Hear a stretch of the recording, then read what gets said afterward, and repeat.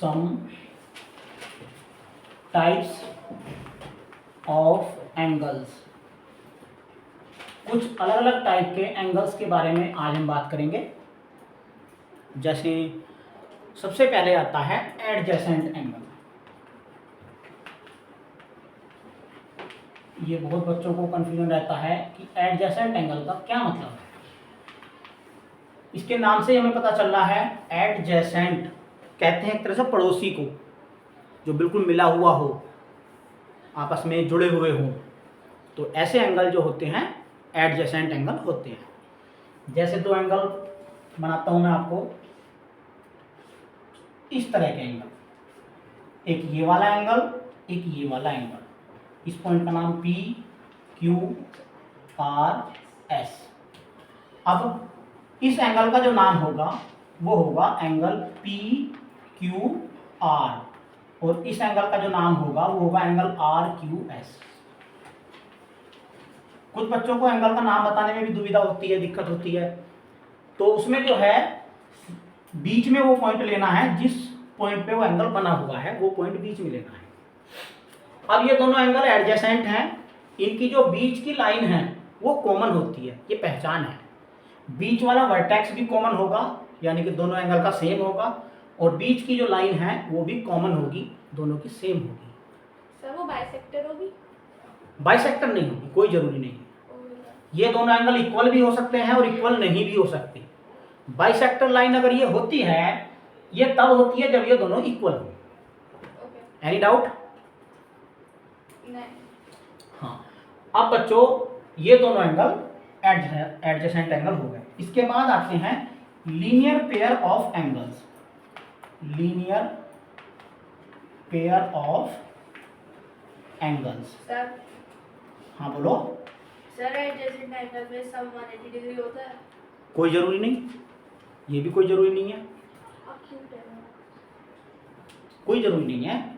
बस ये इनमें ये पहचान है कि ये दोनों ज्वाइंट होंगे, बीच की लाइन कॉमन होगी, बीच का वर्टेक्स कॉमन। एक्यूट हो, ये भी हो जरूरी? कोई जरूरी नहीं है, ऑब्ट्यूज भी हो सकते हैं, है ना। एडजेसेंट एंगल ऑब्ट्यूज बन सकते हैं, क्यों नहीं बन सकते, बन सकते हैं। और लीनियर पेयर ऑफ एंगल्स, नाम से ही पता चल रहा है, लीनियर मतलब एक लाइन पे होंगे। एक लाइन होगी, उस पर कोई दूसरी लाइन आके टच हो रही होगी, तो ऐसे एंगल जो होते हैं वो लीनियर पेयर ऑफ एंगल्स होते हैं। एक ये एंगल, एक ये एंगल, ये पॉइंट ले लो P, ये Q, ये R।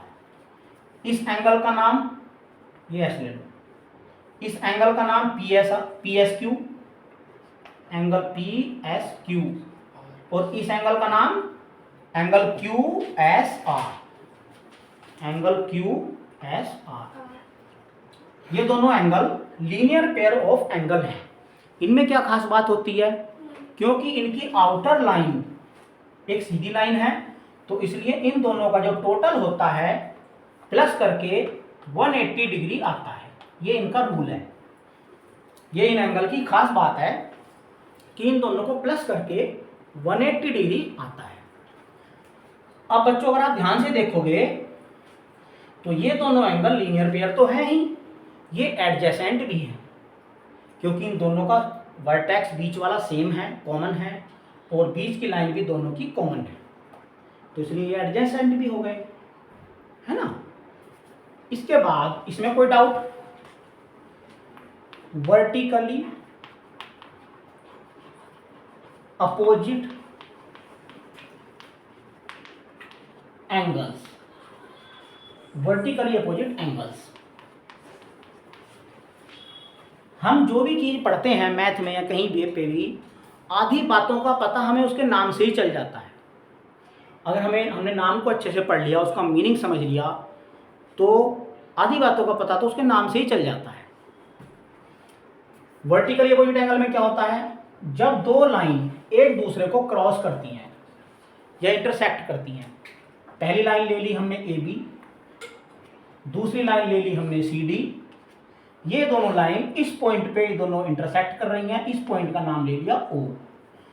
इस तरह से कुल मिला के 4 एंगल बन रहे हैं, एक ये, एक ये, एक ये, और चौथा ये। तो बच्चों जब इस तरह से 4 एंगल बनते हैं, ऐसे एंगल में जो अपोजिट वाले एंगल होते हैं उन एंगल को वर्टिकली अपोजिट एंगल बोलते हैं। जैसे angle A O D equal to होगा एंगल सी ओ बी। क्यों? ये दोनों वर्टिकली अपोजिट एंगल का पेयर है।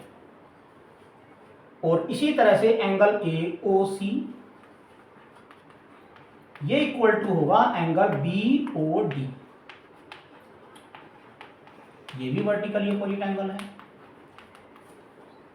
कोई डाउट? No, sir.